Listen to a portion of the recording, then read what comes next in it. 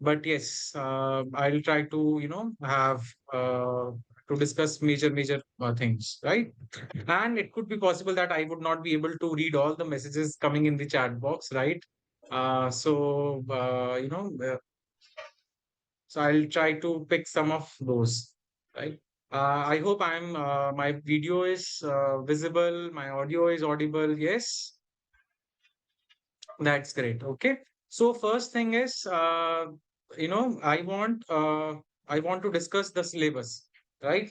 The course outcomes, right? And the objectives and the what are the contents in this course, right? So let me share the screen.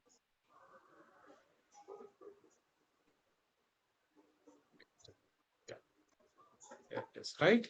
This is the screen you can see, right? So the course title is Managerial Economics and the course code is Econ 605, right? The first objective is familiarize with theoretical concepts of modern economic analysis and use these as inputs as managerial decision making process, right?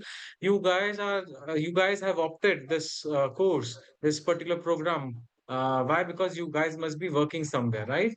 And when it comes to working somewhere, definitely it could be either in your family business or it could be, working in some corporate world, right? So there you have to take many decisions, and economics is a field which helps you to take decisions, right?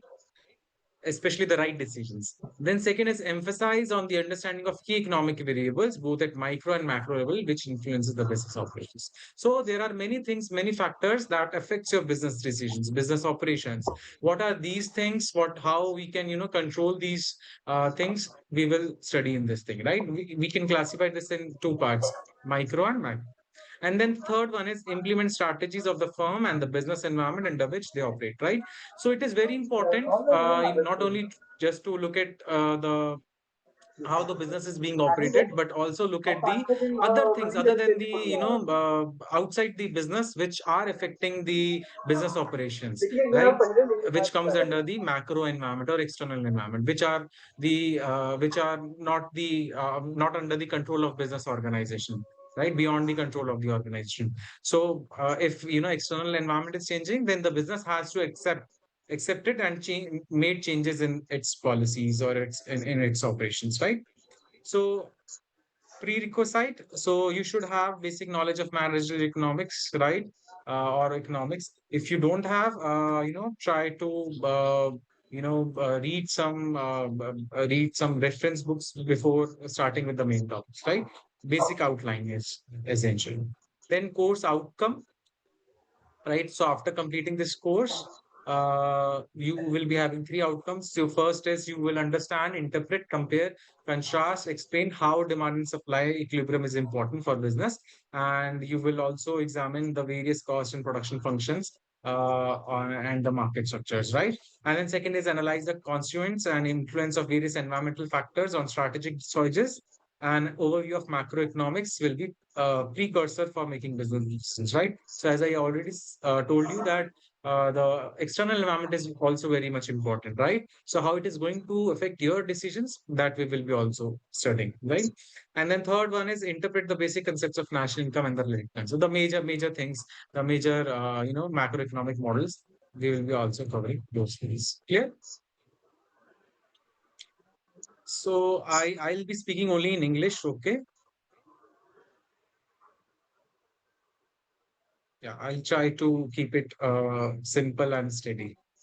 Now we will be having five modules. It means five units are going to be there, right? For each module, we will be having this one live class, right? So whatever we will be, if for example in this particular class, we will be talking about module one, right? So I'll be picking some topic from module one, and I'll try to explain that in the class, right? So when we meet the next time, we will be talking about module two. So it is my humble request for you is to do revise all the contents of module 1 and module 2 before coming to the next live class, right? Because whatever I'll be teaching in the next class, it is going to help you out, right? You will be having the recorded lectures as well as the reading materials also available in the portal, so it is going to help you, right? And if you have some doubt related to module one, you can discuss it in the next class, or module two, we can discuss it in the next class. And after completion of all these five modules, we'll be having one doubt session at the end of the course, right? So today I'll be picking up module one. The name of the module one is Theory of Demand and Supply, right? So here, first thing is the nature and scope of economic analysis. Just give me.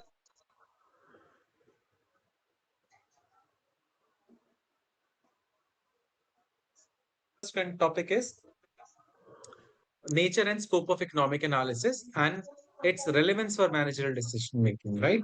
Then demand analysis, nature of demand for a product, individual demand, market demand. So first, it is very important when you are starting with the subject, you should know the meaning of the subject.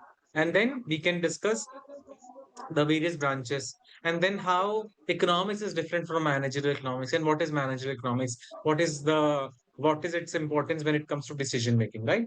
Then after decision making, we can discuss the demand analysis part, right? So what is demand, right? And demand is very important.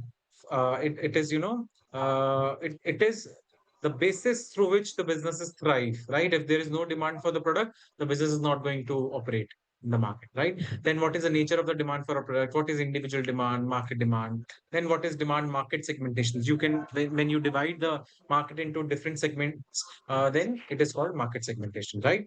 Then what is demand function? When you express the relationship between demand and other factors in a mathematical terms, it is called as demand function. Then supply function, right? Demand is from the consumer side and supply is from the producer side, right? When there is a law of supply, law of demand, right?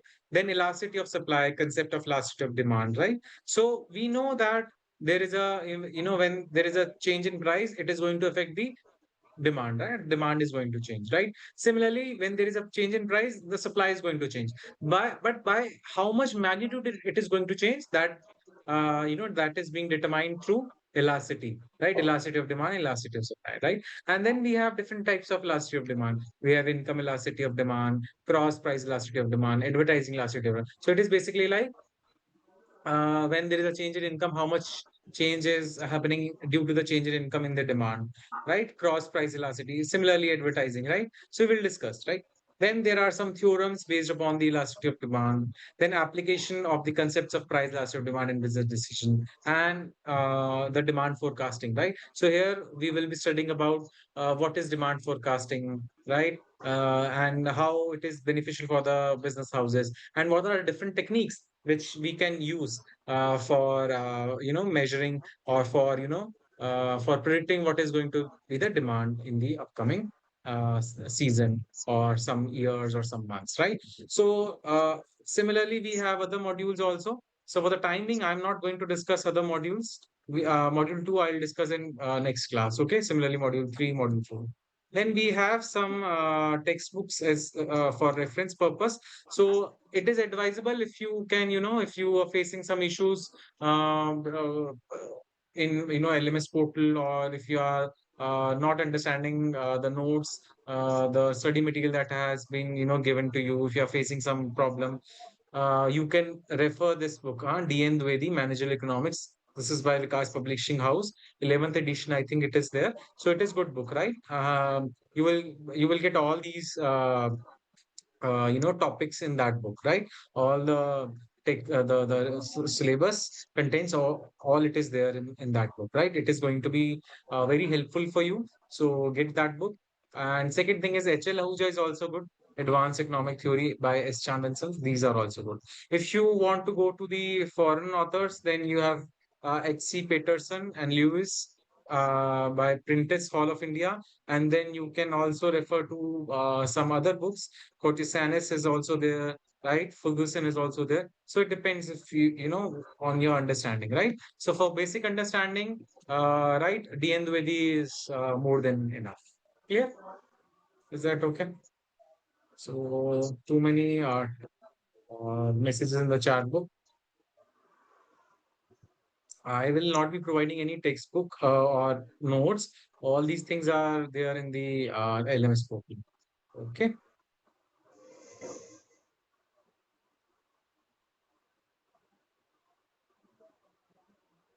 Then what else? So you will get the recordings of this lecture. Don't worry. You have to buy the book, huh? If you want this book, you want to buy. You have to buy. Yeah. So what we will be doing is we cannot cover all the contents of a one module in 50 minutes class, right? So I'll be picking some particular, you know, topics only. Okay.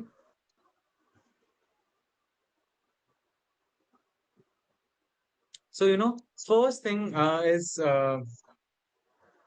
see how to access the portal. You have been given some.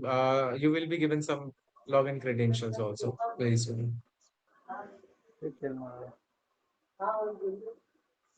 Okay, now coming to the pattern of the exam, right? So you will be having different assignments for each module, right? That will be given in the LMS portal, and you have to submit it before the deadline. Second thing, what is going to be the scheme of the examination and tentative, dates? Tentative dates have been given in the LMS portal. You can check the academic calendar.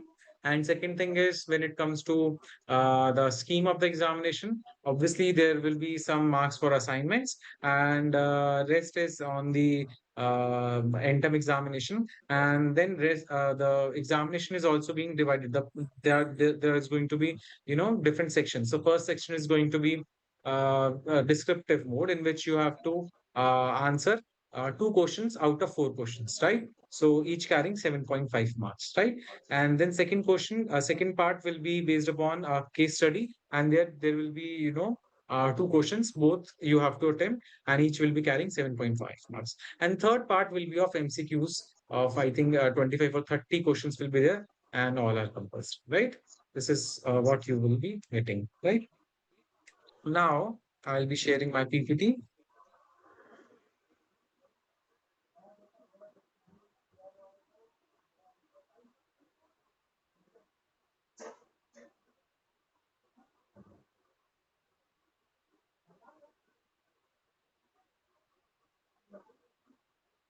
Yeah, so you can keep yourself on mute, right? These are the some instructions, right? So today we will be talking about the theory of demand and elasticity of demand, right? So before that, I would like to, discuss few things about economics, right? For those who are studying economics for the first time, I tell you that, economics is very interesting and easy also, and very practical, right? So what is the meaning of economics, right? So meaning of economics is basically economics is a social science that studies how people are making choices in the presence of scarcity of resources, right? So you see that, in the society, the resources are limited. Consider time as a resource. Everybody has got 24 hours, right? Nobody has got more than 24 hours in a day, right? Everybody has got 24 hours. But in that 24 hours, they have to decide what they have to do, right? They have n number of things that they want to do, but they ultimately make a decision that these things are on priority basis, and these things I have to do, right? Similarly, you also have 24 hours, right? For this particular hour, you could have done something else also, but your priority was to attend this class. So you made a decision, right? So basically, you used economics, right? So economics is a study of how people are making choices in the presence of scarcity of resources. Resources are scarce, and they have alternative uses also. The same time can be utilized to do some other activity also, right? So you have to make a choice. And desires are endless, right? Wants are unlimited. They are not going to end. So economics helps you to make decisions, right? Second thing, the economics has the two parts, the two branches, the micro and macro, right? So microeconomics looks like the individualistic parts, individual or small units. For example, if I'm studying one individual, how they are making choices, how what is their income level, how their preferences are changing, right? If I'm talking about one particular good, one market, one industry, then I'm talking about microeconomics, right? Now, if I sum up all these things together, then I'm talking about macroeconomics, right? So macroeconomics is a study of economy as a whole. So when I'm talking about price level of one good, then it is microeconomics. When I'm talking about the general price level in the economy, inflation, then I'm talking about macroeconomics. If I'm talking about one good, then it is microeconomics. Then when I'm talking about the aggregate demand, aggregate goods, then I'm talking about the macroeconomics, right? So income of a person is microeconomics, national income is a macroeconomics. Clear? So this is the you know understanding, right?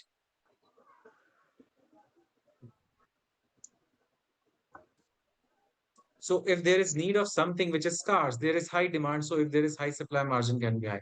See, resources, it depends, right?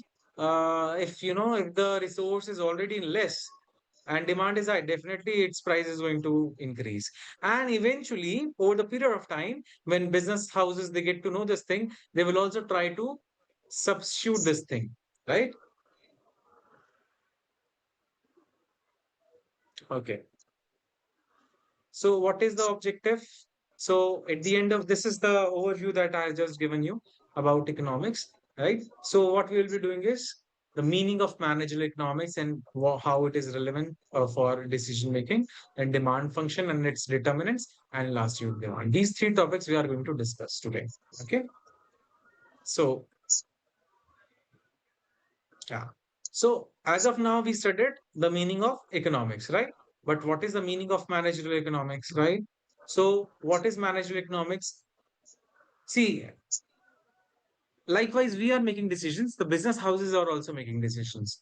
For the business houses making decisions, they will be needing the tools of economics, the theories of economics, right? So it can be defined as a study of how economic theories, concepts of economic analysis can be and are applied in the process of decision making, right? So basically, what you are doing is you are using the concepts of economics in business decision making.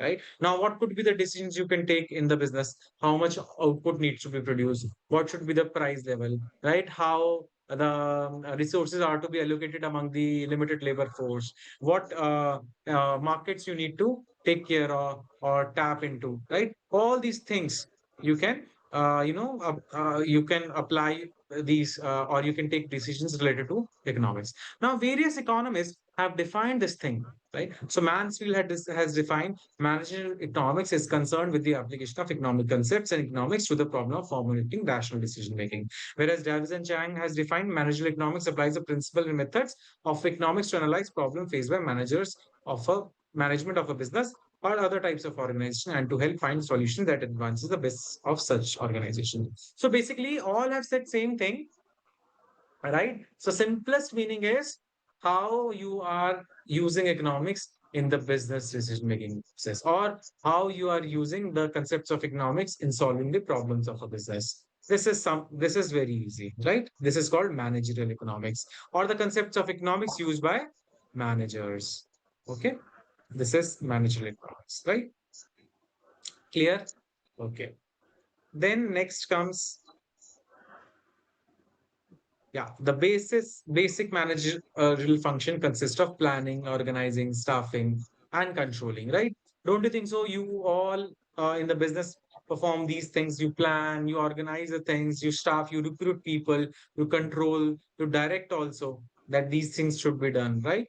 So all these things, all these levels needs the help of economics, right? So economics is not just that it is independent of something. No, it is dependent, it is interlinked with other disciplines also. Clear?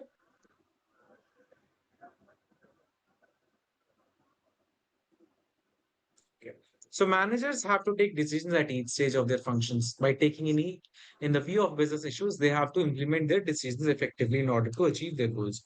See, in a daily life of a manager, they are taking decision at every step, right? From coming to the day till the punch out in the office, right? The last working hour of the day. They keep on taking decisions, right? The moment they enter into the office, they check, right? What's the scene? Were they able to achieve the previous day's goal or not, right? How many staff is there today? How to allocate these things, right? What should be our target for the today? These are the decisions, no? They have to take, right? So this is just short term, day in a day frame, right?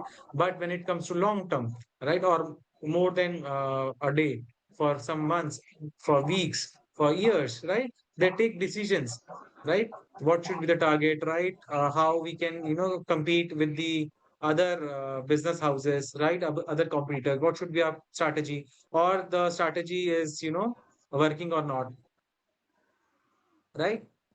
Manish, yeah.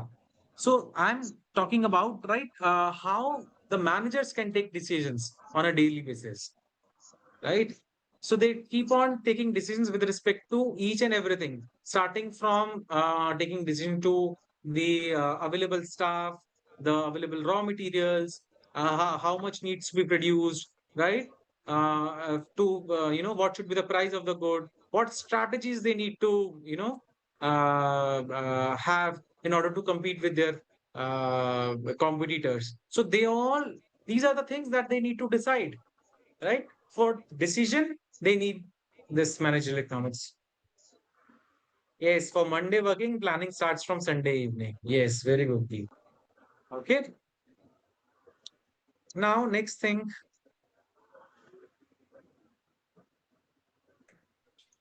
Uh, let me-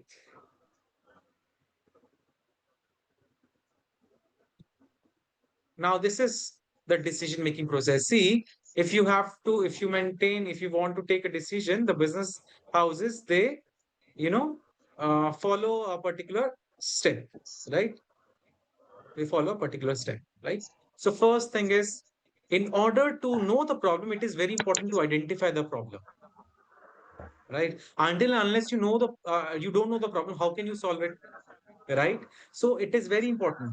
See, if something is happening, you should know what is happening first. Only then you will be able to find its cure, right? So first is identifying the problem. What problem you are facing, right, in the business, right? It could be related to some department also, right? It could be related to product also. It could be related to some quality issues also, right? Then second step is to analyze the problem, right? Uh, what do you mean by analyzing the problem? How big the problem is, right? Whether the problem is short run or long run, right? Short run or long run means that it is for the short duration or it is for the long duration. Then third thing is whether the problem is occurring in nature or non-occurring in nature, right? Is it recurring in the time to time or one time problem only? Then the third thing is after analyzing the problem, what you will do is you will start developing alternative solutions, right? So you will not be coming up with only one solution. You will be developing many solutions. And what you do is the fourth step, you will be picking up the best solutions, right? So, for example, if the business is operating, it is, sourcing some raw materials. It is not going to source its raw material from only one source, right? Or not. If it is solved, then it is okay. If it is not solved, then you have to go back, right? Whether it is the decision you have taken the decision right or not, then whether you have implemented the decision correctly or not, or whether the problem is being uh, you know uh, identified correct or not, right? Some of you are saying that I have to speed up. Some of you are saying I have to slow down. You have to manage it. Huh? Then the next topic, this is the decision making process, right? Then next is demand thinking, right?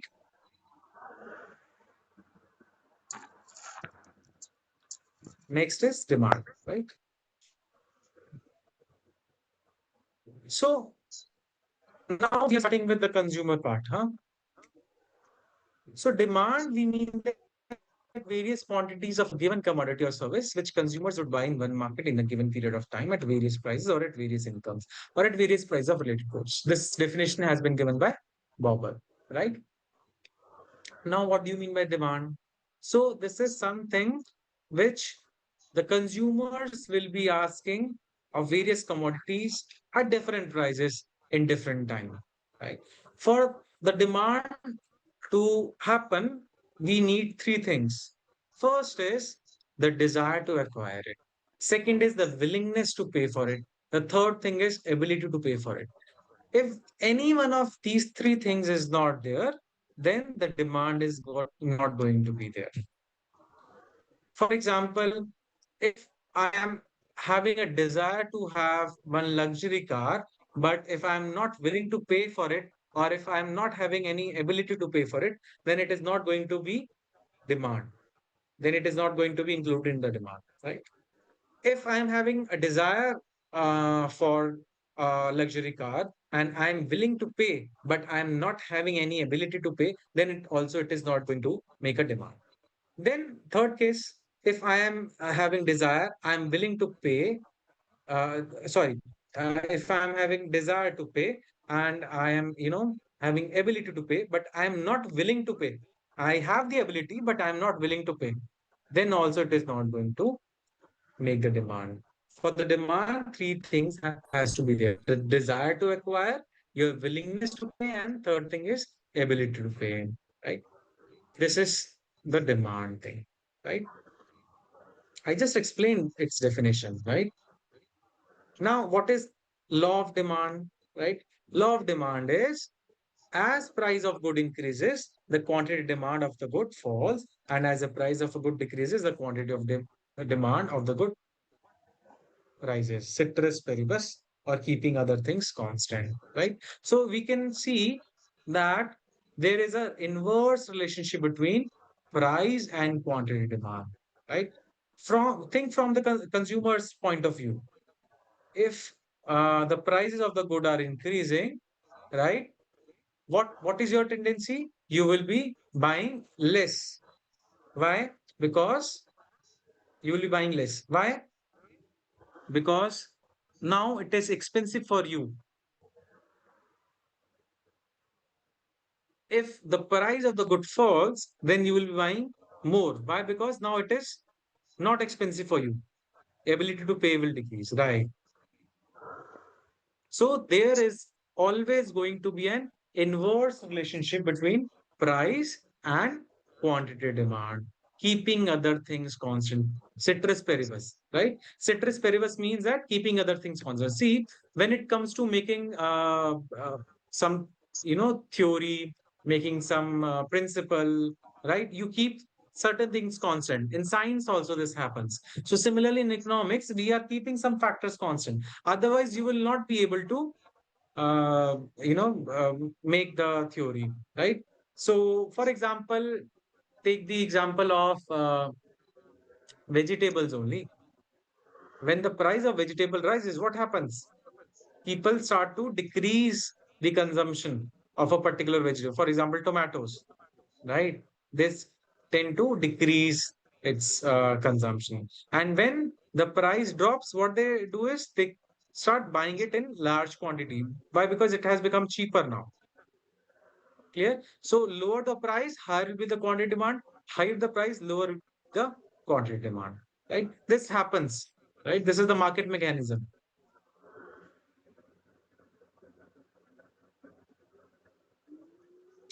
Now you can see what is mean by given period of a time at various. See, yes, it means that, you know don't you know that prices also changes with time, right? So with time, price is also changing. So at different prices, there is going to be different demand.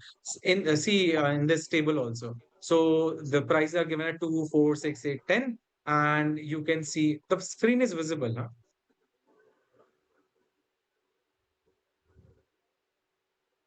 Namir is asking that one message he has written down.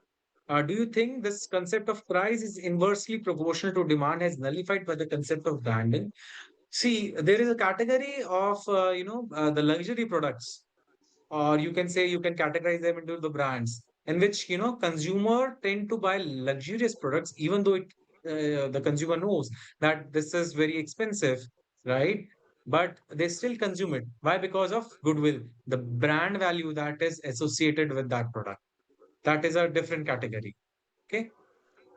Ceteris paribus means that keeping other things constant. You are keeping other you are making assumptions that other factors are not changing at all, right? So here you can see the price have been given, and yes, Veblen goods are those goods. and quantity demand is there. Huh? At price 2, 40 units of goods are demanded. At price 4, 30 units of goods are demanded. At price 6, 20 units are demanded. At 8, 10 units are demanded. And at price 10, the price is high, the 0 units are demanded, right? So this, when you plot this curve, you will get the downward sloping demand curve, right? This is the demand, the shape of the demand. See, you cannot, there is absence of supply curve, right? Yeah. What about essential things like medicines? Yes. When it comes to necessity, the price is not going to affect the demand because you have to buy it any cost. These are essentials. Quality also matters. Kashyap is asking quality. Yes, quality also matters. Sometimes, when the quality is good, you higher prices for the right. But for for general thing, we'll keep this. The law of demand is applicable. Sir, can the demand for necessary item be zero? Can the demand? No. If it is necessary, see, necessary means it is important for your survival. Even though medicines are too expensive, you still are consuming it. Why? Because you know that it is essential. What is meant by equilibrium price? Equilibrium price are the prices at which the demand is equal to the supply, right? They will be, you know, determined through the intersection of demand and supply, right? Then moving on to the next slide, demand function, right? So demand function is when you explain the relationship between the quantity demand and other factors in a mathematical function. So demand function shows the relationship between quantity demand of a good or a service and its price, often holding other factors constant. For example, we are keeping income of the consumer is not changing, taste and preference of the consumer not changing, price of related goods are not changing. These are the functions that I'm factors that I'm keeping in constant, right? So here QD is equal to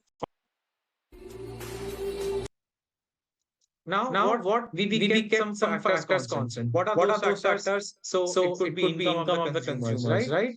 So So income income also also determine your determine your consumption. If consumption. your If your income is income is increasing, you increasing, will you will definitely definitely demanding demanding more more goods, goods, right? right? So So here here we we can can divide divide into two into two goods, goods: inferior goods inferior and goods and normal normal goods. goods. So So normal normal goods, they goods, they generally generally have have positive positive relationship with relationship with the the income. income. If your If your income income increases, you increases, will you will tend to tend to buy buy more of more those of those goods. goods. For For example, example, if your if your income income increases, you will increases, you tend will to tend to buy buy more more of, of, you will you tend will to tend to spend more spend more on, on, the the on on shopping, for shopping, for example, for example, for shopping, shopping, for for for for other other things. things. You can You can say say which are which are not not so so much much important for important you. for you. Just Just because because your your income has income has increased, increased, your your ability ability to to purchase purchase anything has anything has increased, increased, so so you you tend tend to to spend spend more more on on those those goods. goods. Similarly, Similarly, you you have have inferior inferior goods goods also. also. Inferior Inferior goods, they goods, they have have negative negative relationship relationship with with income. income.